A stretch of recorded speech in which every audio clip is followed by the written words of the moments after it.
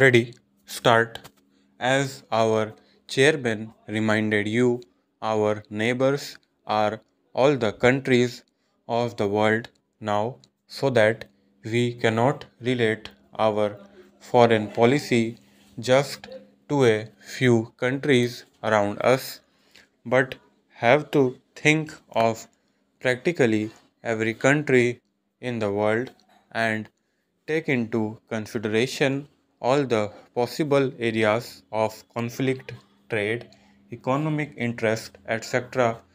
It has been recognized now that if there is a conflict on the big scale anywhere in the world, it is apt to spread all over the world.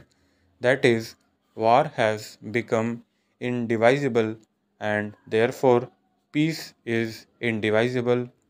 Therefore, our foreign policy cannot limit itself to the nearby countries.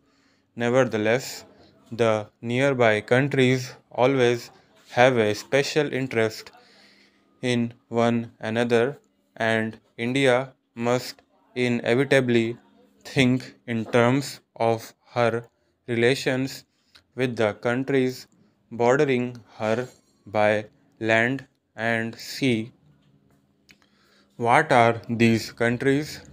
If you start from the last, Pakistan, I would also include Afghanistan, although it does not touch India's borders. Tibet and China, Nepal, Burma, Indonesia, and Ceylon. In regard to Pakistan, the position has been a very peculiar one owing to the way Pakistan was formed and India was divided, and there have been not only all the upsets that you all know, but something much deeper, and that is a complete emotional upset of all the people in India and Pakistan. Because of this, it is a very difficult thing to deal with, a psychological thing which cannot be dealt with superficially. A year and a half or more has passed, and there is no doubt at all that our relations have improved and are improving. There is also no doubt at all in my mind that it is inevitable for India and Pakistan to have close relations sometime or other in the future. I cannot state when this will take place, but situated as we are with all our past, we cannot really be just indifferent neighbors. We can be either hostile to each other or very friendly to each other. Ultimately, we can only be really very friendly. Whatever period of hostility may intervene in between, because our interests are so closely interlinked. As far as the other countries are concerned, our relations with others are quite friendly.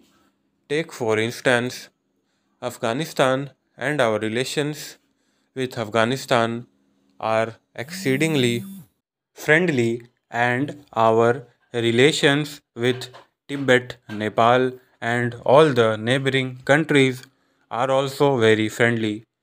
If our neighboring countries have, in a sense, the first place in our minds, then the second place goes to the other countries of Asia with whom we are also fairly intimately connected. Now, India is very curiously placed in Asia, and her history has been governed a great deal by the geographical factor plus other factors. Whichever problem in Asia you may take up, somehow or other, India comes into the picture. Whether you think in terms of China or the Middle East or Southeast Asia, India immediately comes into the picture.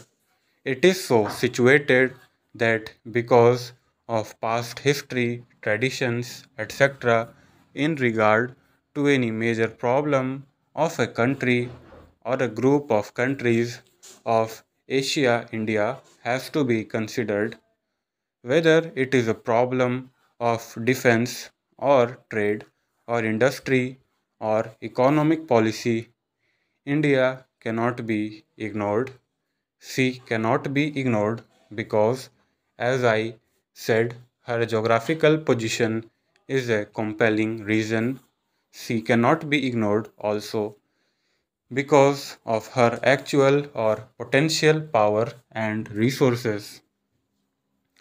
Therefore, whatever our own views may be, by virtue of her practical position and other reason, India is bound to play an important part in Asia, whether it is Western Asia or the far East Asia to Southeast Asia.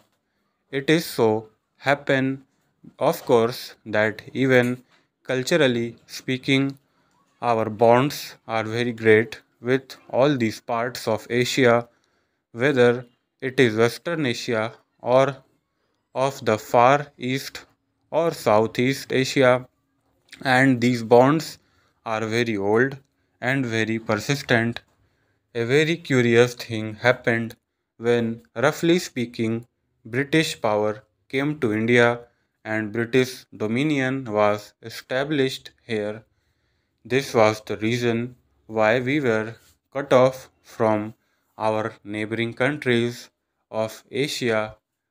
Our contracts were then with England across the seas, and while to some extent we struggled against that domination and resented those contracts, nevertheless they were there, and we saw the world more and more through that window, the British window. Very few people went to the other Asian countries from India, and very few came here from there. And even those few people from Asia we meet in Europe and not in Asia. Now, in recent years, that process has been reversed or is being reversed from a variety of reasons. Initially, I suppose the major factor was air travel. Air travel brought us immediately into close contact with our neighbors because if we went to Europe, we passed through Baghdad and Tehran and other places. Air travel is not the only factor. There are also political reasons that are now bringing about these changes for future development. Stop